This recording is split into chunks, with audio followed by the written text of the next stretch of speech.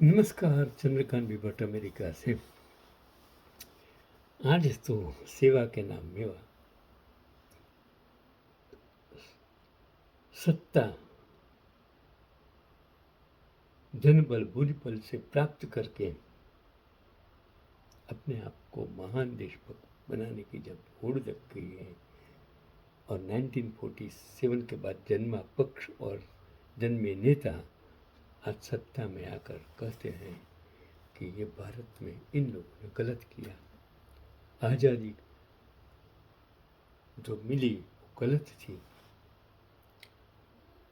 क्योंकि एक करोड़पति बाप का बेटा जो लंदन की ऐश छोड़कर आया था और जिसे अंग्रेजों ने एक अंधेरी काल कोठरी में पागल बनाने की कसम खाई थी, और मुमकिन है इसे पढ़कर आपकी, इसे जानकर आपकी, इसे सुनकर आपकी आंखें नम हो जाएगी। मैं उसको नमस्कार करता हूँ।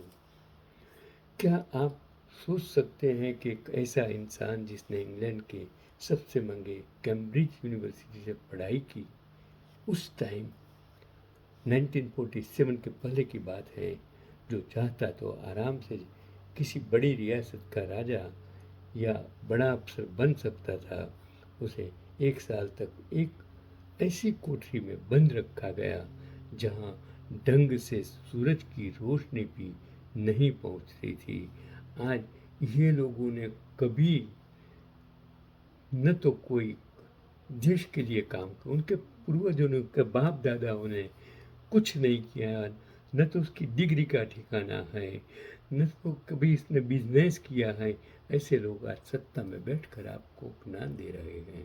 आपको डूब मरना चाहिए, आपको शर्म आनी चाहिए।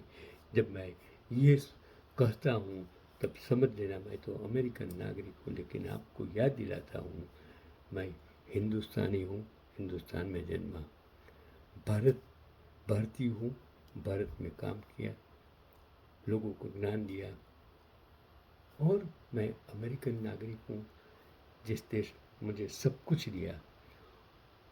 और आज इनकी वफादारी से मैं आपको मेरी जो हिंदुस्तानी लहू के लिए आज मैं आज़ादी दिलाने के लिए बात करता हूँ तो क्षमा करना। और ये कहानी जिसकी बात करता हूँ वो थे अरविंद घोष। वो खौफनाक अलीपुर जेल और वो तन्हाई, 1908 का साल, अली जब गांधी जी भी भारत में नहीं आए थे, तब की मैं बात करता हूँ कि अलीपुर जेल की वो काल कोठरी, वो ज़माना याद कीजिए। कल्पना कीजिए एक छोटा सा कमरा, चारों तरफ सिलन भरी दीवारें, लोहे का एक छोटा सा बर्तन और फर्श पर बिछी हुई एक गंदी सी चटाई। अंग्रेजों ने तय कर लिया था कि इस खतरनाक क्रांतिकारी का दिमाग तोड़ देना है, उसको खत्म कर देना है, उसको पागल बना देना है। जब अकेलापन जान देने लगा, हफ्तों तक अरविंद को किसी इंसान से बात नहीं करने दी। सन्नाटा इतना गहरा था कि उन्हें अपनी ही धड़कनें सुनाई देती थी। वो लिखते हैं, उसने कहा था कि एक वक्त ऐसा आया जब उन्हें लगा कि वो पागल हो जाएंगे। भूख, अंधेरा और बेइज्जती, उनके पास खोने को सब कुछ बचा ही नहीं था। वो आंसू और वो चमत्कार, कहते हैं जब इंसान अंदर से पूरी तरह टूट जाता है तब उसे खुदा मिलता है। एक रात जब अरविंद उस ठंडी ज़मीन पर पड़े रो रहे थे और देश की आज़ादी के लिए प्रार्थना कर रहे थे, अचानक उस अंधेरी कोठरी में एक रोशनी फैली।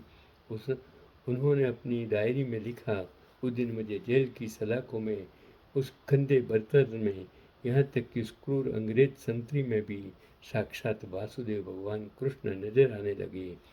वो जेल जो उन्हें मारने के लिए बनाई गई थी, उनके लिए एक तपोवन बन गई। वो बलिदान जो हम भूल गए। जेल से बाहर जेल से बाहर आने के बाद अरविंद को पुराने क्रांतिकारी नहीं रहे। उन्होंने कहा था, उन्होंने लिखा था, मैं जेल में अरविंद बनकर गया था पर वहाँ से एक योगी बनकर निकला हूँ। उन्होंने अपना पूरा जीवन पांडिचेरी में देश की आध्यात्मिक शक्ति लगाने में लगा लिया। और आज का एक कड़वा सच मैं आपको बताता हूँ, एक सवाल पूछता हूँ। आज हम अपनी छोटी छोटी परेशानियों पर रोते हैं, लेकिन क्या कभी हमने उस इंसान के बारे में सोचा जिसने हमारे लिए अपनी जवानी, अपना करियर और अपना मानसिक सुकून तक कुर्बान कर दिया। इतिहास के पन्नों में शायद यह नाम कहीं पीछे छूट गया है। हम तो फेसबुक पर फालतू बातें करते हैं। हम सोशल मीडिया का वाहवाही में एक गलत इंसान के लिए विश्व गुरु बनाने में अपनी शक्ति ताकत लगा देते हैं और और शेयर करते हैं। तब यही आज का पैगाम। मत भूलिए, आज़ादी ऐसे नहीं मिली है।